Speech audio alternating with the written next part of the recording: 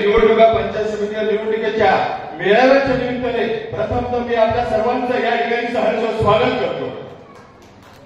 उपस्थित असलेलं व्यासपीठावरती अनेक मान्यवर कोणाचा तरी एकाचं नाव उल्लेख करायचा आणि एकाचं ठेवायचा हे मला पटत नाही, म्हणून सगळ्यांचा या ठिकाणी प्रथमतः आमच्या तमाम आळे पिंपळवंडी गटाच्या वतीने मी सहर्ष स्वागत करतो।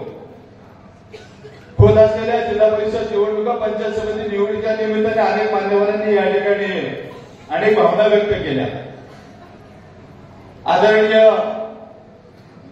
या जुन्नरचे आमच्या आदरणीय शिलेदार आमदार शरदराव सोनवणेंच्या मार्गदर्शनाने या ठिकाणी आपण सगळेजण जमलात।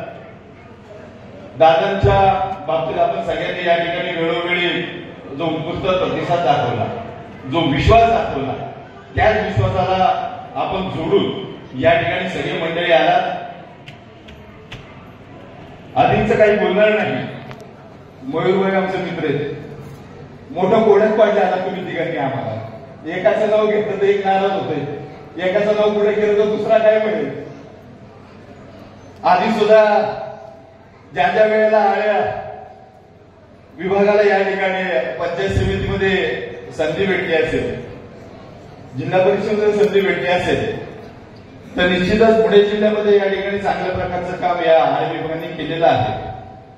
मयूरभाऊ थोडंसं राग म्हणू नका, रविभाऊ तुम्ही राग म्हणू नका आणि बंटीभाऊ तुम्ही राग म्हणू नका। तर तुम्ही तिन्ही माझे चांगले मित्रच आहेत, आपण एकच आहोत। दादा जे निवडतील ते नक्कीच योग्य असेल आणि ह्या निवडीमध्ये कुठलीही शंका न बाळगता आळे पिंपळवंडी संतवाडी कोळवाडी आम्ही एक मुखाने एक दिलाने उभं राहू याची या ठिकाणी 100% आज मी आपल्याला माहिती देतो।